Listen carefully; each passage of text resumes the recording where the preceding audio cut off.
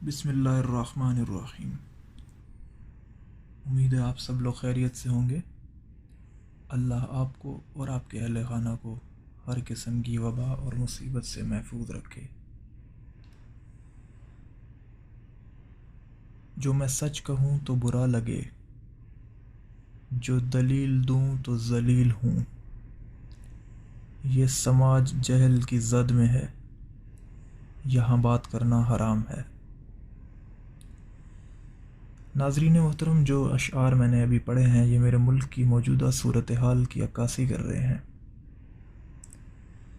23 April 2020 جمعرات کے دن وزیر اعظم ہاؤس میں ایک لائیو ٹیلی تھون کا انعقاد کیا گیا، جس میں ملک کے نامور اینکر پرسن نے شرکت کی۔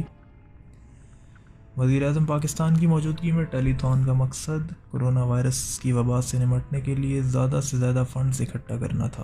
اس کی وجہ یہ تھی کہ لوگ ان کی دیانتداری میں کسی کو شبہ نہیں اور لوگ ان کی ذات پر اعتماد کرتے ہیں۔ یہی وجہ ہے کہ تمام ٹی وی چینلز سے ایک اینکر کو وزیر اعظم ہاؤس دعوت دی گئی تاکہ لائیو ٹیلی تھون میں کرونا وائرس کے مریضوں کے لیے زیادہ سے زیادہ فنڈز اکٹھا کیا جا سکے، وزیر اعظم پاکستان عمران خان کی موجودگی میں۔ اس لائیو ٹیلی تھون میں حامد میر، کاشف عباسی، ندیم ملک، منصور علی خان، محمد مالک، کامران شاہد اور سمیع ابراہیم شامل تھے۔ اس لائیو ٹیلی تھون کے انعقاد کے آخر تک 55 کروڑ سے زائد کے عطیات جمع ہوئے۔ اس لائیو ٹیلی تھون میں ملک کے نامور کھلاڑیوں نے بھی بھرپور شرکت کی اور اپنے خیالات کا اظہار کیا، جس میں سوئنگ کے سلطان اور لیجنڈری فاسٹ بالر وسیم اکرم، وقار یونس، جاوید میاں داد اور معروف گلوکار علی ظفر، سلمان احمد اور بشرا انصاری بھی شامل تھے۔ ان فنکاروں اور کھلاڑیوں نے دل کھول کر لوگوں کو عطیات دینے کی اپیل بھی کی۔ مولانا طارق جمیل حافظ اللہ تعالیٰ کو دعوت دی گئی کہ وہ لائیو ٹیلی تھون کے اختتام پر ایک دعا کرائیں۔ مولانا طارق جمیل نے معاشرتی کردار کے بارے میں اظہار خیال کرتے ہوئے فرمایا کہ جھوٹ ہمارے معاشرے کی برائی کی جڑ ہے اور مومن کی نشانیوں میں سے ایک ہے کہ نہ وہ جھوٹ بولتا ہے نہ دھوکہ دیتا ہے۔ اور مولانا صاحب کا کہنے کا مقصد یہ تھا کہ بدقسمتی سے ہمارا المیہ یہ ہے کہ جھوٹ ایک ناسور بن کر ہمارے معاشرے میں سرایت کر چکا ہے۔ دوسرا منفی پہلو جو مولانا طارق جمیل نے اجاگر کیا وہ بے حیائی، فحاشی اور عریانی کا تھا، اور بدقسمتی سے دونوں منفی پہلوؤں کا تعلق ہمارے میڈیا سے تھا، جس میں پرنٹ اور الیکٹرانک میڈیا دونوں شامل ہیں۔ جو طوفان بدتمیزی میڈیا کے ایک حصے نے مولانا صاحب کی اس اسٹیٹمنٹ آنے کے بعد برپا کیا ہوا ہے کہ جس کی وجہ سے میڈیا کا امیج اور کریڈیبلٹی بہت بری طرح متاثر ہوئی ہے۔ ناظرین، آپ نے ایک اور بات دیکھی ہوگی کہ مولانا طارق جمیل کے خلاف سوشل میڈیا پر ایک منظم کیمپین کا آغاز کر دیا گیا ہے، اور اس میں ملوث گنتی کے چند اینکر پرسنز اور چند مٹھی بھر صحافی ہیں جو ایک منظم سازش کے تحت مولانا طارق جمیل صاحب کے بیان کو سیاق و سباق سے ہٹ کر اور توڑ مروڑ کر پیش کر رہے ہیں تاکہ ان کی بات کا جو مطلب ہے وہ بدلا جا سکے۔ حالانکہ وہ خود اس بات سے واقف ہیں کہ مولانا صاحب نے جب لفظ سارے کا سارا میڈیا استعمال کیا تو اس سے ان کی مراد اکثریت کی تھی، یعنی majority of the news channels. اس سے ان کی مراد یہ تھی کہ اکثریت نیوز چینل منفی پہلوؤں کو اجاگر کرنے میں ملوث ہیں۔ یہ نہیں تھا کہ 100 میں سے 100 برے ہیں، مطلب یہ تھا کہ 100 میں سے 70 سے 80 برے ہیں۔ لیکن میڈیا کے کچھ اینکرز نے جو اپنی لفاظی سے باز نہ آئے اور انہوں نے بات کو ایک نیا رنگ دینے کی کوشش کی اور مولانا صاحب کو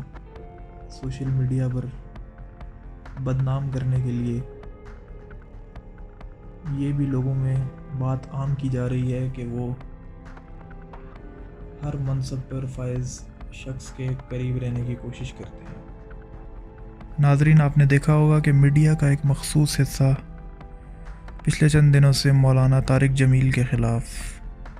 ایک سوچی سمجھی کیمپین چلا رہا ہے، جس کا فائدہ وہ تمام لوگ اٹھائیں گے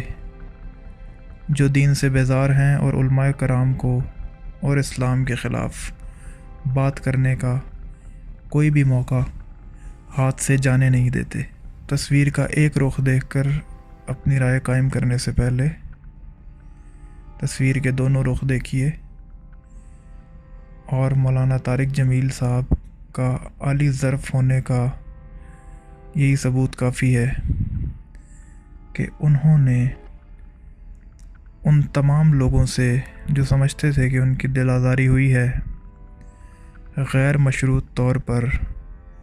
معافی مانگ کر اپنے بیان سے دستبرداری کا اعلان کر دیا ہے۔ مشہور صحافی اور کالم نگار جاوید چودھری نے اپنے پروگرام کل تک میں مولانا طارق جمیل صاحب کو ٹیلی فون لائن پر لیا، اور وہ اس بات پر بضد تھے کہ مولانا صاحب اس چینل کے مالک کا نام بیان کریں تاکہ سچ سب کے سامنے آیا جا سکے، لیکن مولانا طارق جمیل نے اپنے عالی ظرف ہونے کا ثبوت دیتے ہوئے یہ کہہ کر انکار کر دیا کہ یہ غیبت میں آئے گا،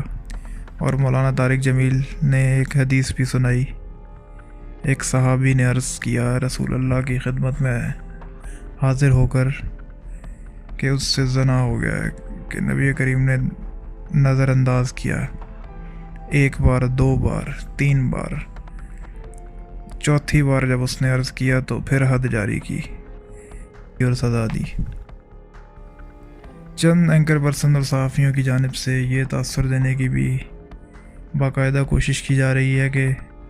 مولانا طارق جمیل جن خیالات کا اظہار وزیر اعظم عمران خان کے بارے میں آج کل کرتے ہیں، انہی خیالات کا اظہار وہ ایک دور میں وزیر اعظم نواز شریف کے بارے میں بھی کیا کرتے تھے۔ یعنی مولانا طارق جمیل ہر صاحب منصب اور ہر حکمران کی خوشامد کر کے اس کے قریب رہنے کی کوشش کرتے ہیں۔ میڈیا کا اگر مخصوص حصہ یہ سمجھتا ہے کہ وہ اپنی اس منظم کیمپین کے ذریعے مولانا طارق جمیل صاحب کی کس مقبولیت میں اور ان کے لیے لوگوں کی والہانہ محبت میں کوئی کمی لا سکتا ہے، تو اس کی محض خام خیالی ہے۔ پاکستان کے لوگ اور پوری دنیا کے لوگ مولانا طارق جمیل صاحب کی دل سے عزت کرتے ہیں، اور وہ ان کو as a source of inspiration, اسلامی مبلغ کے طور پہ اور ایک اصلاح کرنے والے عالم کے طور پہ اور ٹرو ریپریزنٹیشن آف اسلام کے طور پہ کتنے ہی مسلمان جو بے راہ روی کی زندگی گزار رہے تھے، وہ تبلیغی جماعت کی محنت اور کاوشوں کی وجہ سے آج الحمدللہ باعمل مسلمان ہیں اور دوسرے مسلمانوں تک دعوت کا ذریعہ بھی بن رہے ہیں، جس کی جیتی جاگتی مثال ہمارے کرکٹر سعید انور اور مرحوم جنید جمشید بھی ہے۔ رائی کا پہاڑ بنانا کوئی ہمارے میڈیا سے سیکھے۔ ایک چھوٹی سی بات کا بتنگڑ بنا کر ایک نان ایشو کو ایشو بنا کر ایک چھوٹے سے کامنٹ کو جو میڈیا کے مخصوص حصے کے لیے، جس میں majority of the news channel شامل تھے،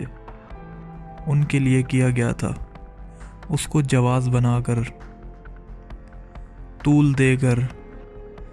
3 دن سے ایک منظم کیمپین چلائی جا رہی ہے اور کوشش کی جا رہی ہے کہ کسی طرح مولانا طارق جمیل صاحب کو غلط ثابت کیا جا سکے۔ مولانا صاحب نے غیر مشروط معافی مانگ کر تمام پاکستانیوں کے دل تو جیت لیے، لیکن وہ لوگ جو اس پوری کیمپین میں شامل تھے انہیں ضرور سوچنا چاہیے کہ عالی ظرف اور کم ظرف انسان میں کیا فرق ہے۔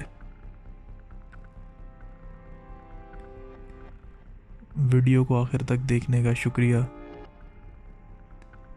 مزید معلوماتی ویڈیوز کے لیے